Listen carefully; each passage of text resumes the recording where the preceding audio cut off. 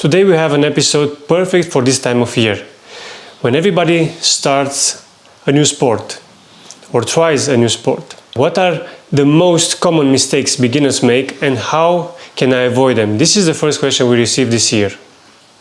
Yeah, it's a topic where you can name many things. I picked 4 that we will go through today, with the first one being going too hard too soon as a beginner. We all know, well, we know, maybe you don't all know, the definition of CrossFit. I never even looked it up. Constantly varied functional movement done at high intensity. But the high intensity is relative because you're supposed to work hard according to your fitness level. And we see, especially beginners, in those first months maybe, going way too hard according to their current fitness level and pushing the limits too much. I get it, because they think I need to suffer to get to results. And we also believe you need to put intensity into your workouts to get results, because if you always work moderate, eventually your body doesn't have a reason to change anymore. If you always lift the same weight, you cannot get stronger. If you always go at the same weight in the metcons, your cardio can't improve. But it's a relative intensity, so this is something that beginners need to learn in the beginning, because they seem to have the feeling that they step into a room of new people, and I have sometimes the impression that they're looking around and they have the feeling they need to prove something to somebody.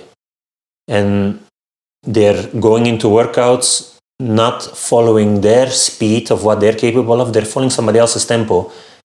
They're trying to stay ahead of somebody, or they're trying to catch up on somebody, and that's the last thing you should do as a beginner in a new sport, because you're not, perhaps you're coming from bodybuilding and you're used to doing 10 reps, a minute rest, 10 reps, a minute rest, and now I'm asking you to do 3 exercises, 5 rounds of 10 reps each with minimum rest in between. Your body is not used to that type of intensity yet. It's going to be a completely different feeling, so you need to adjust a little bit that mindset. You don't have anything to prove. It's just you against you working out. You need to find the tempo that can keep you moving for that workout without redlining, without having your heart rate spike. Because the problem with going out too fast, going out hot, as we sometimes call it in a Metcon, is that once your heart rate goes to a certain level, it's very hard to get it back down. So you need to go in the beginning slower than you think you should. You should finish a workout feeling you were challenged, not feeling that you're destroyed at the end. We've seen so many people go through this process, and I warn them, go at this tempo, take rest there, don't do 7 rounds, do 5 rounds. Yeah. But the reflex always is, I'm fine, I'll manage, Until you don't. Until you don't. And again, I'm going to say it again, you're not here to prove anything to anybody. You need to step in with the beginner mindset and need to accept that you don't know yet what is coming. I know what is coming, that's why I warned you. And then indeed, sometimes you just need to let them feel it and then say, okay, for next time, this and this and this I would change, and you won't have this feeling you're having now. Exactly. And turn white and blood sugar dropping, and you need to sit down, or training is completely over sometimes. All of a sudden I see them go to the bathroom and they're disappearing for 10 minutes and then I know what happened. You know, us as humans, we learn through our own experience, from when we're babies until we're grown-ups. So even if you tell them what's going to happen, they still won't listen. But after, let's hope that advice at the start will just put money in the bank for the relationship up ahead, because you know your thing. Yeah, part of CrossFit is also doing some Metcons and sometimes learning it the hard way.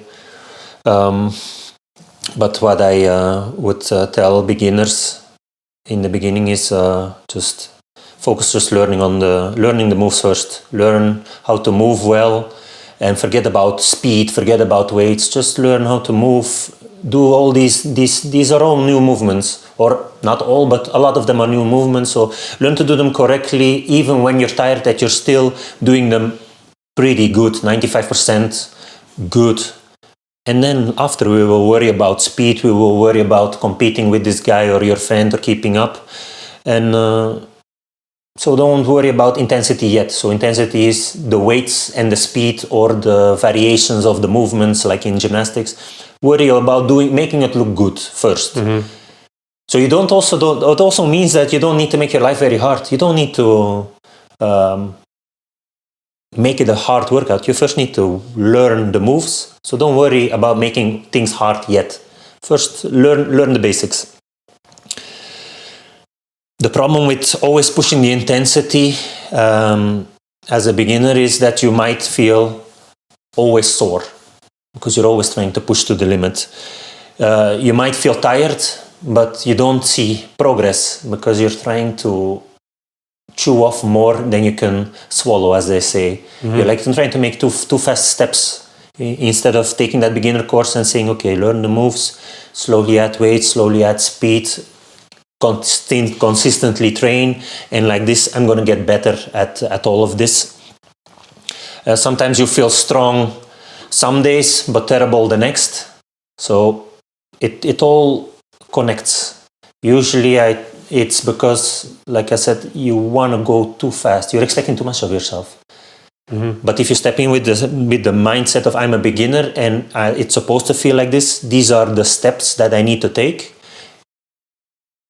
maybe it will help not giving yourself such a hard time. I think people have very big expectations of themselves while they shouldn't. You're in a room with a lot of people that you don't know how long they've been doing this, but you can't help yourself but compare and want to be like them. But it's your first day, it's your first week, it's your first month, it's your first 6 months. I still consider you a beginner. It's your first 6 months. Even if you came 3 times a week, you didn't train that much. You weren't exposed that much in 6 months with 12 sessions. What did you do? About 70 CrossFit sessions over 6 months. It's not that much. You're still a beginner. It's okay to feel some muscle pain. It's okay, you train one day, let's say 3 days a week, you train a day, you have a day break. That second day where you have break, you feel like you worked out, but you're not feeling bad. But if on that day you're like, you can't come on Wednesday, you can't come the third day because you're so sore, you're walking like a newborn baby giraffe. Yeah, you know you pushed a bit too far past your limits. And you need to tone down, go from 5th gear back to 2nd gear.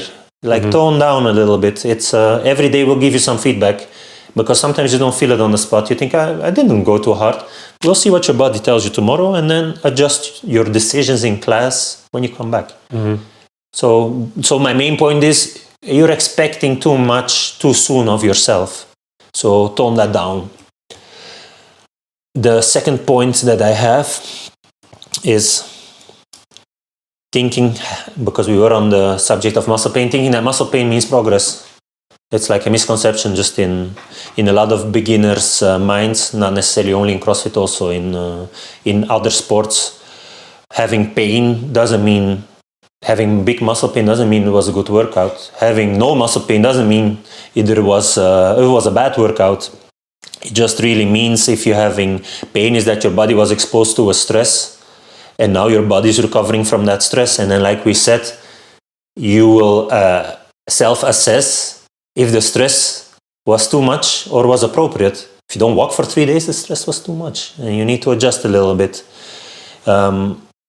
You can get sore from doing too much. You can also just get sore from being exposed to new moves. And in a lot of beginners' cases, they will be doing moves they never did before. So that will just give you stress. Just imagine that, knowing that on top of that, you will also be loading the bar. So maybe already knowing whatever new move I do, it will give me muscle pain. So maybe you stick to the empty bar and see how you feel the day after before you start putting 40 kilos on the bar, if it's the first time you do a move. It's something to keep in consideration. Because you don't want to add volume. So meaning doing too much sets, doing too much rounds, doing too much time under tension, like 20-minute AMRAP, maybe it should have been a 15. Doing 10 rounds, maybe it should have been 7. You don't want to add too much volume and you don't want to add too much intensity, so weights and speed too fast, because it's what gonna contribute to the amount of muscle pain. So these are all factors that you need to self-regulate a bit. Of course, we're here to guide you, to tell you today's move, we will do 20 sit-ups. They're supposed to go unbroken. If for you they don't go unbroken, it means it's a bit too much volume probably. Maybe you should do 10. You should pick a weight on the barbell for the deadlifts today that you can do 5 reps. So you adjust according to our guidelines. But if then the day after your body tells you it was a bit too much because you have days of muscle pain from this, maybe tone it down a bit. And like that, step by step, you're gonna get closer to feeling what's appropriate for you. Because it's a connection between coach and athlete. I don't know you. You're new here.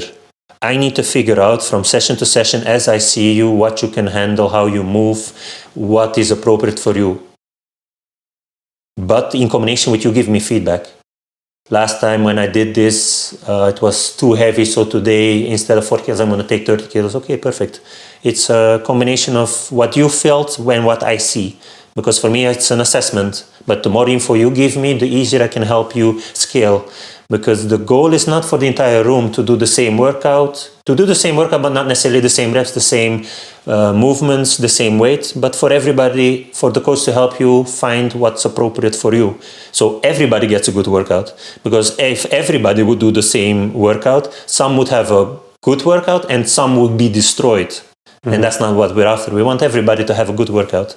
And that means we need to scale a little bit intensity and volume so you wouldn't be in huge muscle pain. Because again, muscle pain doesn't necessarily mean progress. It just means that your body was hit with something maybe that it wasn't ready for and you overdid it, or you didn't manage yourself well, or the training stress was just bigger than what your body is able to recover from at this moment. It's not a failure thing, but I wouldn't call it a success either. It's just you need to learn a little bit to manage yourself. The coach will help you, but we need to learn together a little bit what's appropriate for you at this moment. And if you are stable in your amount of training you're coming from week to week, you're going to get better at it. Your body is also going to adapt, but you're also going to learn out of experience what's appropriate for me at this moment. But then it means you need to